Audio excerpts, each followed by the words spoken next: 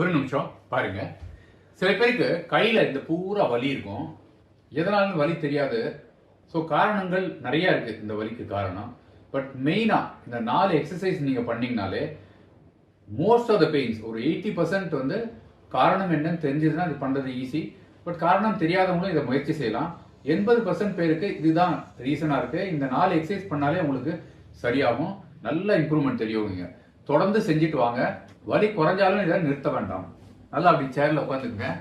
ஒரு கை இப்படி ஃப்ரண்ட்ல கொண்டுங்க. இந்த சப்போஸ் இந்த வலது கையில வலி இருக்குன்னு வச்சுக்கலாமே, கையை இப்படி நேரா வச்சுருங்க. வச்சுட்டு இந்த பக்கம் நேரா கொண்டு போய் கிராஸ் பண்ணிட்டு இந்த கை இருக்கு இல்லையா, இதை இந்த எல்போல வச்சு இது மடக்க கூடாதுங்க.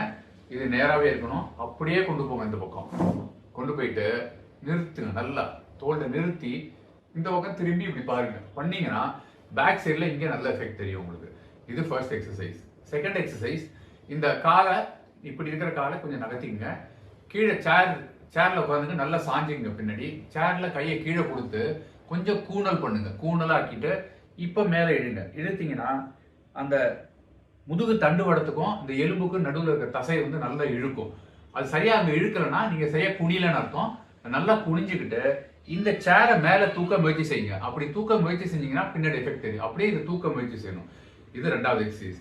மூணாவது எக்ஸசைஸ், இந்த மாதிரி உங்களுக்கு ஜன்னலோ ஏதோ இருந்ததுன்னா எழுந்து நில்லுங்க. தோளுக்கு நேரா இந்த ஜன்னலை இப்படி பிடிச்சிங்க. இந்த இப்படி பிடிச்சிட்டு இப்படி குனிஞ்சுங்க. குனிஞ்சுட்டு இங்க எழுங்க. ஜன்னலை அங்கேருந்து இழுக்க முயற்சி செய்யணும். அப்போ நீங்க உடம்ப கர்வ் பண்ணிக்கணும். இப்படி இல்லைன்னா ஜன்னல் எதுவும் இல்லைன்னா கையை ரெண்டி இப்படி இப்படி கோத்துக்குங்க. முதுக இப்படி கூணலாக்கிட்டு இப்படி இந்த இந்த பின்னாடி புஷ் பண்ணுங்க. நேராக நெஞ்ச பின்னாடி புஷ் பண்ணுங்க. முதுகு இப்படி பண்ணுங்க. இது மூணாவது எக்ஸசைஸ். நாலாவது எக்ஸசைஸ், அப்படியே இங்க உட்காந்துக்குங்க. உட்காந்துட்டு இந்த கை இருக்குல்லையா, வலது கை தான் வலி சொன்னேன். இந்த கையை வந்து இந்த முட்டி மேல, இடது முட்டி மேல வச்சுட்டு அந்த வலது பக்கமா குனிஞ்சே நல்லா படுங்க. அதை இங்கேருந்து அப்படியே அழுத்தணும். அழுத்தி கீழே கொண்டு போகணும். முட்டி மடக்க கூடாது, நேரம் இருக்கணும். இந்த 4 பயிற்சி 10 தடவை செய்யுங்க.